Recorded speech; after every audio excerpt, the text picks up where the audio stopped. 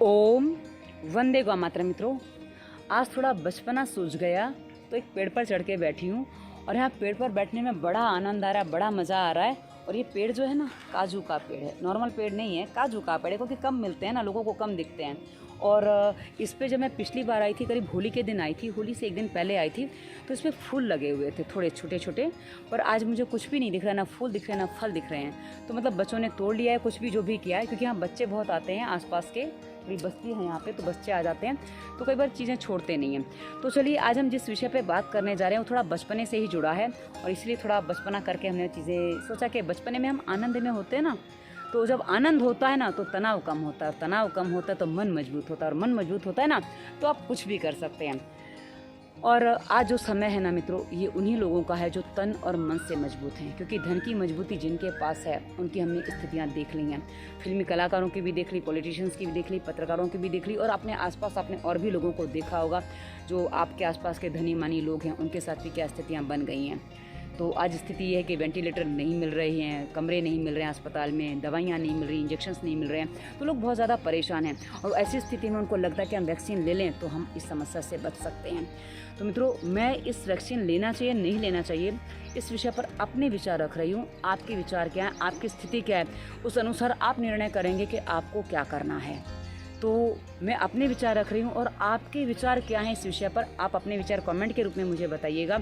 और मित्रों, एक बात आपको समझनी होगी कि हम जब तक निर्णय लेना अपने लिए नहीं सीखेंगे तब तक हम दूसरों के निर्देश में चलते रहेंगे।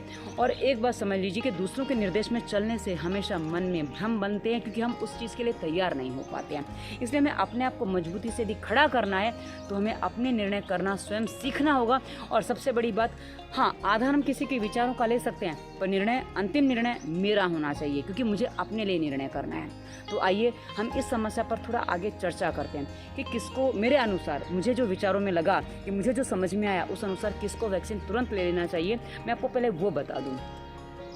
कुछ लोग ऐसे हैं जिनको वायरल इन्फेक्शन बार बार होता है, यानी कि हर 2-4 महीने में सर्दी, जुकाम, बुखार, जरा सा मौसम बदला के बिस्तर पे आ गए, नाक से सांस नहीं चल पा रही है, और साथ ही सांस लेने में दिक्कत होती है। और कुछ लोग ऐसे भी हैं जिनको आजीवन दवाइयाँ खानी हैं, यानी कि जो कुछ लोग ऐसे हैं जिनको रोग ऐसा है कि थायराइड है, ब्लड प्रेशर है, डायबिटीज़ है, जिसके लिए उनको डॉक्टर ने बोला है कि आपको इस पर आजीवन दवाइयाँ खानी है, ये दवाइयाँ आपको कभी बंद नहीं करनी है। और आप दवाइयाँ खाने पर मजबूर भी हैं, विवश भी हैं, क्योंकि मैं आपको एक बात और बता दूं, हमने तो हर रोग पर वीडियो दिए हैं। यदि आप हमारे निर्देशों को ध्यान से सुने, पालन करें, डिस्क्रिप्शन में हमने लिंक दिए हैं, पालन करें, तो आप अपनी हर रोग से छुटकारा पा सकते हैं, आपकी हर रोग की दवा बंद हो सकती है। पर आप वो नहीं कर पा रहे हैं, और आप वायरल इन्फेक्शन से भी अपने नहीं लड़ पा रहे हैं। तो ऐसी स्थिति में मित्रों, आपको दवाइयों पर विश्वास है, ये हमें साफ पता चलता है। तो जिनको दवाइयों पर विश्वास है उनको बिल्कुल भी विलंब नहीं करना चाहिए अपने लिए वैक्सीन लेने में, क्योंकि आपको जो दवाइयों पर विश्वास है, आप दवाइयों के सहारे ही चल रहे हैं। तो ऐसी स्थिति में आप समझ सकते हैं कि आपका मन बहुत कमज़ोर है। शरीर तो कमज़ोर है ही, पर आपका मन भी कमज़ोर है, क्योंकि आपको डर लग जाता है छोटी छोटी बात पे कि कुछ हो ना जाए, कहीं कुछ हो ना जाए। तो ऐसी स्थिति में आपको दवा यानी कि वैक्सीन ले लेना चाहिए। ये मेरी अपनी राय है, बाकी आप क्या तय करेंगे ये आप डिसाइड करेंगे। ये मित्रों एक प्रकार के लोग गए। अब दूसरे प्रकार के जो लोग हैं जिनको मैं उस कैटेगरी में रखती हूँ, वो लोग हैं जिनको शरीर में तकलीफ़ें चल रही हैं और धीरे धीरे बढ़ रही हैं, और उनको लगता है कि बिना दवाओं के हम शायद ठीक हो जाएंगे। वो बिना दवाओं के ठीक तो होना चाहते हैं, पर उनको ये पता नहीं हम गलतियाँ कहाँ कर रहे हैं, उनको ये पता नहीं, उनको ये समझना ही नहीं है कि हम गलतियाँ कहाँ कर रहे हैं, उनको अपनी गलतियाँ नहीं सुधारनी है। ऐसे वो लोग होते हैं मित्रों जो थोड़ा, वैसे पहले वाले तो ज़्यादा AC, कूलर और ये सब मतलब सुविधाओं के ज़्यादा उपभोग करने वाले होते हैं, पर ये दूसरे प्रकार के जो लोग होते हैं ना मित्रों, ये भी साधनों पर निर्भर करते हैं कि थोड़ा आसपास सब्जी लेने भी जाना है, आधा किलोमीटर मार्केट है, तो उसके लिए भी वो गाड़ी लेके जाएंगे, पैदल नहीं जाएंगे। मतलब उनको लगता है कि हमारे पास टाइम नहीं है। मित्रों एक बात मैं आपको बता दूं, जो काम आपको करना होता है ना, उसके लिए आप समय निकाल लेते हो, उसके लिए आपको समय का अभाव नहीं होता है। तो जब हमें कोई काम करना होता है हम समय निकाल लेते हैं, तो हमें जब कोई काम नहीं करना है उसके लिए हम बहाने बनाते हैं कि हमारे पास समय नहीं है। इसलिए यदि आप ये कहते हो कि हमारे पास स्वास्थ्य नियम पालन करने के लिए, नाक में तेल डालने के लिए, पानी ठीक से पीने के लिए समय नहीं है, खाना क्या खाएं, जो मिलता है वो खा लेते हैं, हमारे पास समय नहीं कि हम इतना सब पकाने में झंझट करें। झंझट कुछ भी नहीं है, मैंने आपको रसोई बना के दिखाई है, हमारी प्लेलिस्ट है सात्विक भोजन, हमारे दूसरे चैनल प्रभा पर आपको मिलेगी। उसमें हमने भोजन कितनी जल्दी बन जाता है, आप बनाना चाहें तो सब करके दिखाया और विदाउट ज़्यादा साधनों के प्रयोग किए। तो आप देख सकते हैं कि कितनी जल्दी भोजन बन जाता है। मैं अकेले का भोजन बनाती हूँ, पर आप बड़े परिवार का भी थोड़ा समय लगेगा, पर बन तो जाएगा ही। आपकी जिम्मेदारी भी है वो, तो आपको करने में समय लगेगा। पर आप यदि कहते हैं मेरे पास समय नहीं है, तो ये आपका बहाना है। आप गप्पे मारने के लिए समय निकालते हैं, आप टीवी सीरियल देखने के लिए समय निकालते हैं, आप मैच देखने के लिए समय निकालते हैं, आप बहुत सारी न्यूज़ जो आजकल फालतू का दिमाग भर देती हैं उसके लिए भी आप समय निकालते हैं। तो आपको यदि आप कहते हैं कि प्राणायाम व्यायाम के लिए समय नहीं है, तो ये आपकी बहुत बड़ी भूल है। आप समय निकालना नहीं चाहते, निकालना चाहेंगे तो निकलेगा, नहीं तो कुछ नहीं होने वाला। यदि आप ये बहाने बना रहे हैं तो मित्रों आज नहीं तो कल आपको वैक्सीन लेना पड़ेगा, क्योंकि आप मन से कमज़ोर हैं। कि आपका शरीर तो थोड़ा मजबूत है, आप झेल रहे हो, सहन कर रहे हो, क्योंकि आपको करना पड़ रहा है। और ऐसी स्थिति में आपको वैक्सीन लेना होगा, क्योंकि आपका मन कमज़ोर है। और आप मन मजबूत होता ना, तो इन चीज़ों का आप जो आपको समस्याएं लग रही हैं उनका समाधान आप कर चुके होते। क्योंकि हम हर वीडियो में बताते हैं, यदि आप स्वास्थ्य नियम का पालन करते हैं, प्राणायाम करते हैं, व्यायाम करते हैं, तो आपको हर समस्या से छुटकारा मिल सकता है। बस आपकी मजबूती चाहिए, करने का हेतु चाहिए, मतलब आपके अंदर से एक उत्साह चाहिए। हेतु मतलब उत्साह के रूप में मैंने वो कहा था। आगे बढ़ते हैं मित्रों। तीसरे जो प्रकार के लोग होते हैं ना, वो मेरे तरह के होते हैं, जिनका शरीर बहुत कमज़ोर है पर मन से मजबूत है। जी हाँ, शरीर कमज़ोर है पर मन इतना मजबूत है कि कुछ भी हो जाए मुझे दवाइयाँ नहीं खानी है। मित्रों, जब मुझे ब्रेन ट्यूमर बताया गया था, मैंने ऊपर देखा, मैंने कहा क्या बात है, टाइम पूरा हो गया, बुला लो, कोई दिक्कत नहीं है, और समय बाकी है तो मुझे रास्ता दिखाओ, मैं ठीक होना चाहती हूँ।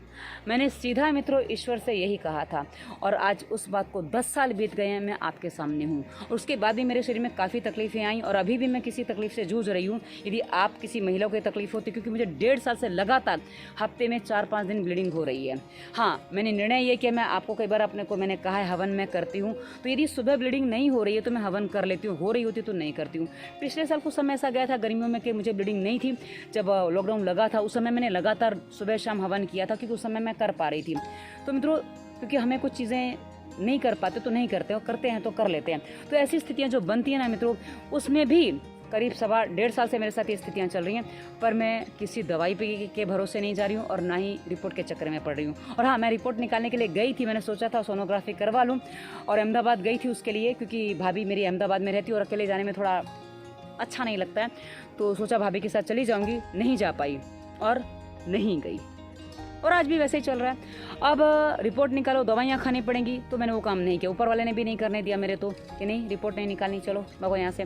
तो मित्रों, यदि आप इस तरह से मजबूत हैं, आपको लगता है कि जो होता है होने दो, पर हाँ, ये मैं मेरी मजबूती कब है, जब मैं वो सारा पालन करती हूँ जो मैं आपको बताती हूँ करने को। यानी कि जो मैं स्वास्थ्य नियम, प्राणायाम और व्यायाम जो बताती हूँ, मेरे लिए जो अनुकूल है वो सारी चीज़ें मैं करती हूँ। मैं बहुत कम अपने परहेज तोड़ती हूँ। हाँ, कभी कभी टूट भी जाते हैं, कभी कभी महीने में एक आध बार हम गड़बड़ करते भी, क्योंकि हम भी मनुष्य हैं ना, कभी कभी हमारी भी जी चटकारे मारती है, तो हम कभी कभी कुछ चीज़ें खा पी लेते हैं। पर हाँ, अड़ंगा इतना नहीं खाते कि फिर हमें परेशान कर जाए। हम पूरा ध्यान रखते हैं कि पेट साफ हो, हम पूरा ध्यान रखते हैं कि भाई हमारी नाक में हम तेल डालें, ऑक्सीजन पूरा लेवल बना रहे।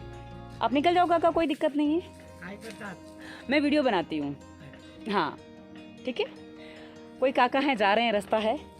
हाँ, तो उनसे थोडी बात करी, क्योंकि मुझे देख रहे थे। कोण आहे? हाँ, तुम्हाला भीती तर नाही वाटली ना? भीती तर नाही वाटली ना?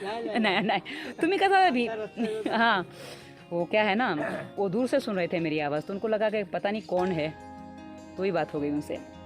चलिए आगे बढ़ते हैं। तो मित्रों, जो मेरे तरह के लोग हैं, इनको भी मुझे ऐसा लगता है कि वैक्सीन लेने की आवश्यकता नहीं है। यदि आप मन से मजबूत हैं, आप दवाइयों पर ज़्यादा विश्वास नहीं करते हैं, क्योंकि मैं दवाइयों पर विश्वास इसलिए नहीं करती हूँ क्योंकि मुझे पता है कि दवाइयाँ हम जब खाते हैं, आज नहीं तो कल इससे समस्याएं बढ़ती हैं, शरीर में रोग बढ़ते हैं, और आज एक रोग है, कल दूसरा, परसों तीसरा, और हमारा शरीर रोगों का घर हो जाता है।